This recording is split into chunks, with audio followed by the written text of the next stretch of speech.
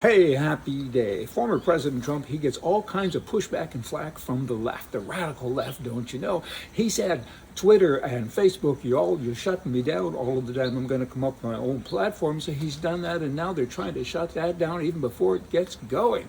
Who are these people? I mean, good bloody grief. They're just in charge of everything, so they think and they want to be.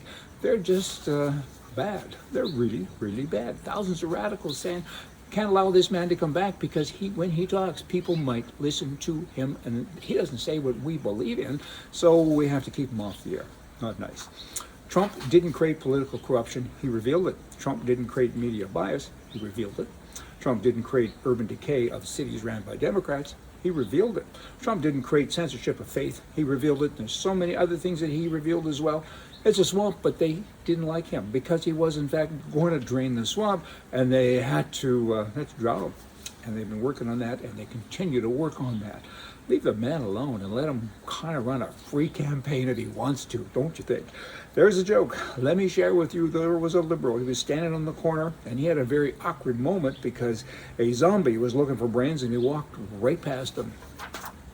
Climate-making disasters like the one in British Columbia, Canada, rain more frequent and more intense, and the scientists are all saying this, and there's been floods, and there's all kinds of things. I often think of the 1930s of Al Gore, Dave Suzuki, and all these liberal kind of people were there then. They would have had a stroke. I mean, climate changes, it happens, but the scientists now say this. This is the headline, right? Disasters, climate change, it's happening. That's the headline. But then, the small print. They go on to say this.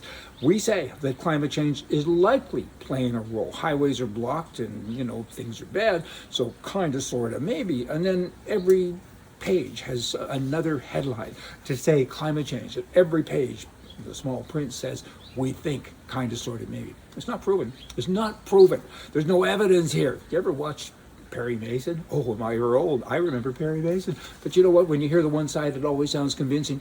Oh, but the prosecutor's up there saying that guy is guilty, and you say, hey, he is, you should hang him. Then Perry Mason gets up and does his stuff, and you say, hey, you should hang the prosecutor, because there's always two sides, and the headlines are the one big side.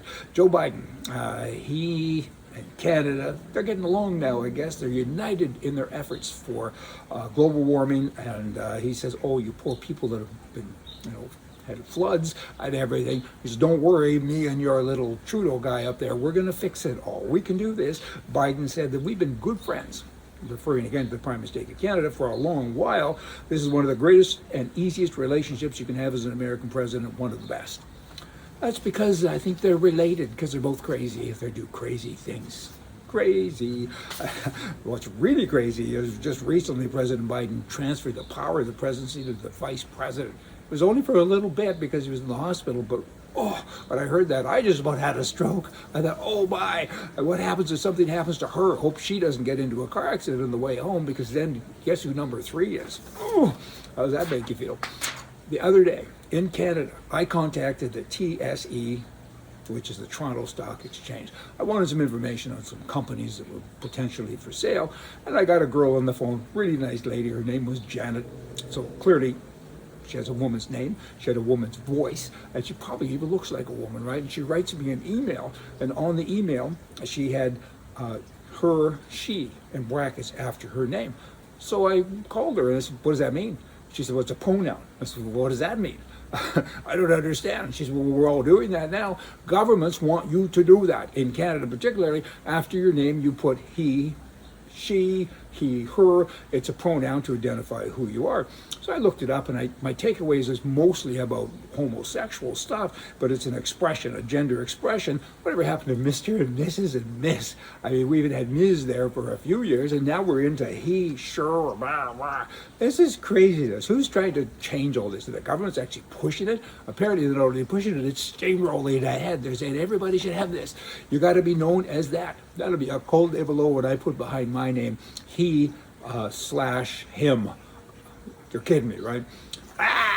They continue to walk among us. On a lighter note, I had dinner the other night with some friends and all sports guys. There's a lot of sports guys here where I'm at in California as we speak.